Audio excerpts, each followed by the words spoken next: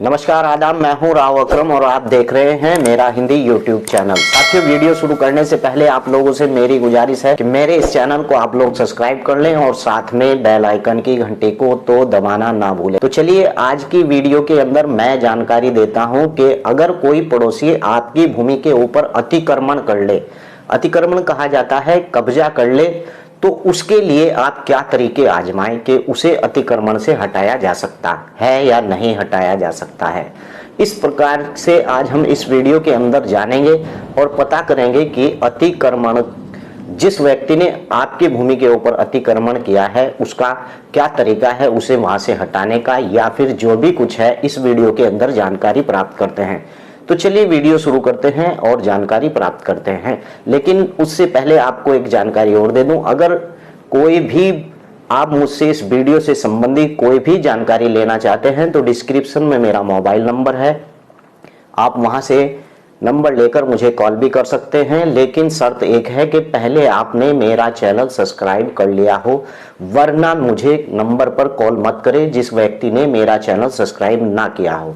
तो चलिए जरूरी सूचनाएं और जानकारी प्राप्त करते हैं। साथियों, घर और रोजगार यानी कि जमीन अतिक्रमण के बढ़ते मामलों में मुख्य कारण में से एक है, यानी झुग्गी झोपड़ियां, बस्तियां। और इस चीज का उदाहरण है कि कैसे शहर में रहने वाले लोगों को अतिक्रमणीय के जरिए घर से जरूरत को पूरा कर रहे हैं। आपको बता दूं कि यह क्या होता है अतिक्रमण।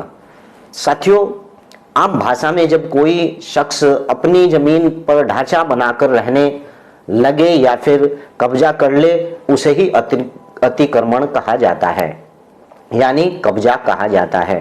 अगर कोई पड़ोसी आपकी संपत्ति को घेरने के लिए एक झोपड़ा बना ले या अपने घर का इस तरह से विस्तार करे कि बरामदा आपकी संपत्ति पर आकर खत्म हो, तो उसे अतिक्रमण का सटीक उदाहरण कहा जाएगा। और आपने पड़ोसी के साथ अच्छे संबंध बनाए रखने के लिए आप इस उल्लंघन को नजरअंदाज कर सकते हैं। हालांकि अगर आप संपत्ति बेच रहे हैं तो आपको अतिक्रमण के बारे में भावी ग्राहक को बताना जरूर होता है। अब बात करते हैं कि ऐसे अतिक्रमण यानी ऐसे कब्जे से बचने के क्या उपाय हैं। साथियों, अतिक्रमण से बचने के कई तरीके हो सकते हैं। हालांकि कोई भी कदम उठाने से पहले आपको अपनी संपत्ति की सीमाओं के बारे में मालूम होना चाहिए और सबसे पहले अपने पड़ोसी के साथ इस मुद्दे पर बात करें। हो सकता है कि वह अपना ढांचा हटा ले, कोई अन्य व्यवस्था कर ले। कोर्ट के बाहर इस मुद्दे को सुलझाने से दोनों विपक्षों की कानूनी फीस बच जाएगी और साथ ही एक वकील हायर करने और कोर्ट जाने में और ऐसे झमेलों में से भी कोई मुक्ति मिल जाएगी। अगर आपकी पड़ोसी अतिक्रमण छोड़ने का फैसला करता है तो आप उसे लिखित में अपनी संपत्ति इस्तेमाल करने की इजाजत दे सकते हैं और बाद में यह आपको प्रतिकूल कब्जे के दावे से भी बचाए रखेगा। अगर आपका पड़ोसी अतिक्रमण हटाने से इनकार कर रहा है लेकिन मुद्दा सुलझाने को तैयार है, तो आप कब्जे की कई संपत्ति से उसे बेचने या विचार कर सकते हैं। यह दोनों पार्टियों के लिए जीत की तरह होगा। लेकिन अगर बाकी कोशिशों बेकार हो गई हैं और कोर्ट जाना आखिरी रास्ता है तो जज आपसे दो चीजें साबित करने के लिए कहेगा। पहली बात, संपत्ति के असली मालिक कौन है, और फिर दूसरी, आपके पड़ोसी ने जो संपत्ति पर अतिक्रमण यानी कब्जा किया हुआ है।